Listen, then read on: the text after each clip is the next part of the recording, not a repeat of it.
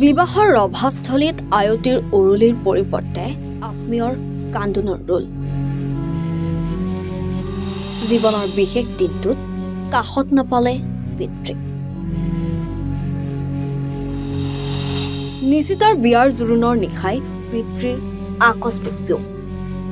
বৰপেটাৰ সৰভোগত সংঘটিত হয় এক হৃদয় বিদাৰক ঘটনা। কন্যাৰ বিবাহক লৈ সুখী আছিল পিতৃ, কিন্তু সেই সুখ যেন দুখলৈ পৰিণত হল। পৰিয়ালটোৰ একমাত্ৰ উপাৰ্জনকাৰী আছিল শান্তি দাস। সৰভোগ বজাৰৰ এটি সৰু কোঠাত কাপোৰ ইস্ত্ৰি কৰি পোৱা টকা কেইটাৰে কোনোমতে চলাইছিল পৰিয়ালটো। শান্তি দাসৰ কন্যা নিশিতা দাসৰ আজি শুভ বিবাহ। দুখীয়া পৰিয়ালটোৱে আত্মীয় কুটুম্বৰ পৰা সহায় লৈ কোনোমতে বিয়াৰ আয়োজন কৰিছিল, কিন্তু নিয়তিও যে কিমান নিষ্ঠুৰ। সোমবাৰে নলবাৰীৰ কৈঠালকুছিত প্ৰাঞ্জল বৰ্মনে জোৰোণ দি যোৱাৰ পিছতে নিশা অসুস্থ হৈ পৰে কন্যাৰ পিতৃ শান্তি দাস। পৰিয়ালে নিশাই সৰভোগ সমূহীয়া স্বাস্থ্য কেন্দ্ৰত ভৰ্তি কৰে যদিও উন্নত চিকিৎসাৰ বাবে চিকিৎসকে বৰপেটা মেডিকেল কলেজ হাস্পতাললৈ প্ৰেৰণ কৰে। কিন্তু বৰপেটা মেডিকেল কলেজ হাস্পতালত চিকিৎসা আৰম্ভ কৰাৰ পিছতে নিষ্ঠুৰ নিয়তিৰ ওচৰত হাৰ মানিলে শান্তি দাসে।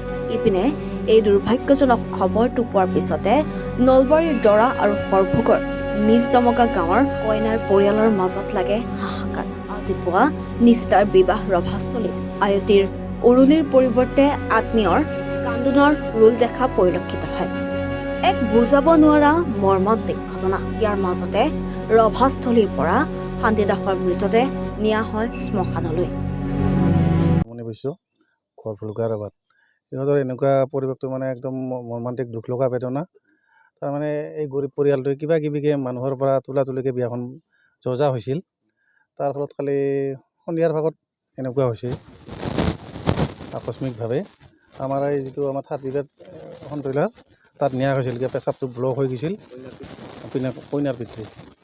তাৰপিছত শান্তি দাস, কিন্তু এতিয়া মেডিকেলত নিয়াৰ পিছত পেচাবটো ইয়াত কৰিব নোৱাৰিলে। তাৰপিছত ৰেফাৰ কৰিলে বৰপেটা ফকৰুদ্দিন মেডিকেল কলেজলৈ। জোৰোণটো হৈ গৈছে কালি, আজি বিয়া আছিল। জজা গোটেইখিনি হৈ গৈছিল। এনেকুৱা এটা ঘটনা মানে কোৱা নাযায়। দৰাৰ ফালৰ পৰা এতিয়া ছোৱালী তাত নি সিহঁতৰ নিয়মখিনি কৰি লৈ মানে সিহঁতৰ অহাকালি ৰিচিপশ্যন আছে, সেইকাৰণে চৰাইদেউতে আজি লৈ যায়। পৰহি সিহঁতে আৰু ইয়াত ছোৱালীজনী থৈ যোৱাৰ ব্যৱস্থা কৰিব। প্ৰস্তুতি সম্পূৰ্ণ হৈ গৈছিল। কন্যাদান কৰা নহয়, আজি পিতৃহে এই ৰভাস্থলৰ পৰা ওলাই যাব লগা হ'ল। মৰ্মান্তিক ঘটনা। কৈঠালকুছিৰ পৰা, নলবাৰী জিলাৰ কৈঠালকুছিৰ পৰা আহিছোঁ। ইয়াত সৰভোগত আমাৰ নিশিতা দাসৰ লগত আমাৰ ভতিজা প্ৰাঞ্জল বৰ্মনৰ বিবাহ ঠিক হৈছিলে। যোৱাকালি জোৰোণ গ'ল, আজি বিয়া আছিলে। কিন্তু দুৰ্ভাগ্যজনক এই ছোৱালীৰ দেউতাক যোৱাকালি আবেলি 6 বজাত ঢুকালে। গতিকে বিভিন্ন মানুহে বিভিন্ন ধৰণৰ উপদেশ আগবঢ়াইছে, কিন্তু আমি এটা বস্তুৱে আমি আগত লক্ষ্য ৰাখিছোঁ, যাতে ল'ৰা কন্যাৰ নাইবা ছোৱালীটোৰ ভৱিষ্যতটো ল'ৰাৰ ভৱিষ্যত চাই যাতে বিবাহখন সুকলমে হৈ যায়। তাৰ কাৰণে আমি এই ছোৱালীজনীক নি আমি আমাৰ তাতে বিয়া ব্যৱস্থা কৰিছোঁ। গতিকে যা জগাৰ হৈছিলে, খানাৰ ব্যৱস্থা হৈছিল, গতিকে ঘৰৰ প্ৰস্তুতি হৈছে। কিন্তু এই সময়ত বেলেগ পন্থা নাই, আমি ছোৱালীজনী আমাৰ ওচৰত নি তাতে বিয়াৰ গোটেই ব্যৱস্থাখিনি কৰা হৈছে।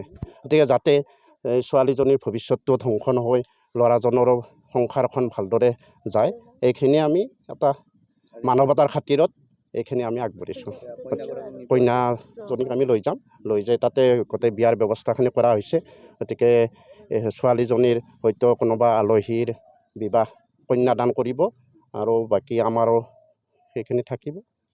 এইখিনি গতিকে যাতে এই এটা মাক দেউতাক নাইবা ঘৰৰ কোনোবা মৰিলেও যাতে ছোৱালীজনী এনেকুৱা হেৰিত ৰৈ যাব নালাগে। গতিকে এটা ভালদৰে বিবাহখন ঠিক হোৱাৰ পিছত ল'ৰা ছোৱালী যাতে ইয়াত ভুগিব নালাগে, সেইখিনি সম্পন্ন হোৱাৰ কাৰণে এটা আৰু সমাজত ব্যৱস্থা হ'ব লাগে। এইখিনি ব্যুৰো ৰিপৰ্ট, এনি ভাৰত 24। নমস্কাৰ, মোৰ নাম নিৰুপম শইকীয়া। এনি ভাৰত 24 এটা নতুন অনুষ্ঠান লৈ আহি আছে, জুবিনৰ গানে কি আনে। তাৰ অডিশ্যনসমূহ অসমৰ প্ৰত্যেকটো ডিষ্ট্ৰিক্টত হ'ব আৰু এটা ৰিয়েলিটি শ্ব' হয়।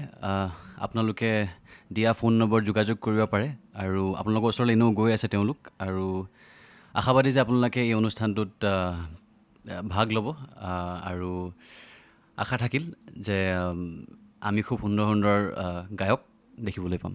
ধন্যবাদ।